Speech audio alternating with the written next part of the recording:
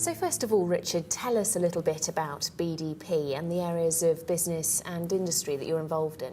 Okay, BDP is an architect-led design firm, so architects, engineers, interior designers, urban designers, there's some lighting designers, acousticians, and of course sustainability consultants.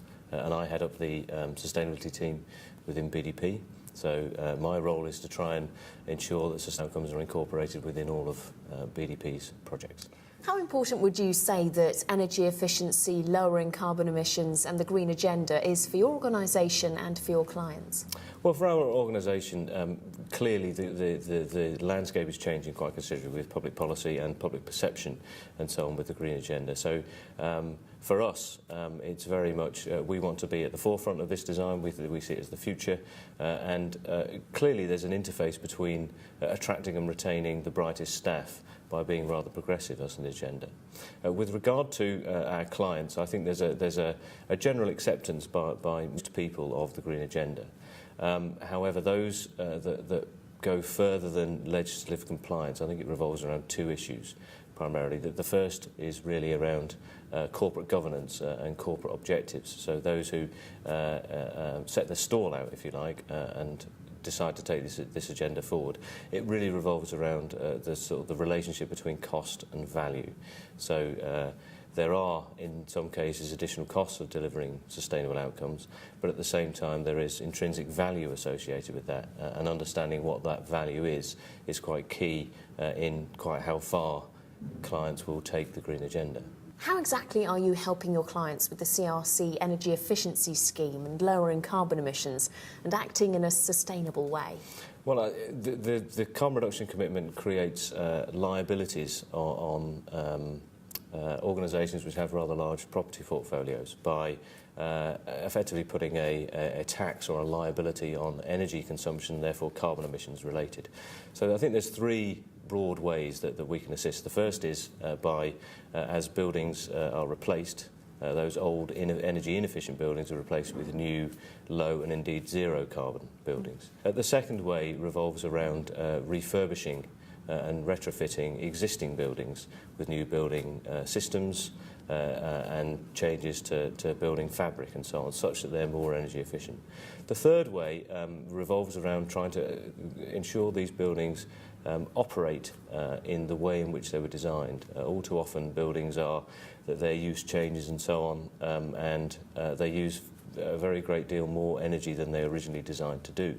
So making sure that the buildings operate in line with their design is quite key. I think there's another thing to add, in the sense that I think the carbon reduction commitment is sort of the opening gambit in a wider green taxation portfolio. And so thinking about embodied energy, thinking about transport, thinking about supply chains, and how these buildings can deliver reduced carbon emissions in those associated agendas, thinking about these things now can reduce liabilities going forward. Would it be fair to say that there is no one-size-fits-all solution to every kind of company lowering its carbon emissions? I mean, the first thing is all buildings are different. So the solutions that are applicable to new buildings and indeed retrofitted buildings depend on the context. Some of that is dependent on climatic factors. Solutions in Aberdeen, for example, may be rather different from those in Penzance. It also revolves around the context in which the building sits. So some buildings are very much closer to very good public transport systems, centre of London, for example, whereas others are primarily only reachable by private car. So the solutions involved and delivering that sort of overarching low-carbon solution revolves around a host of issues. So each building and each company needs to be addressed in a specific way in order to maximise the opportunities.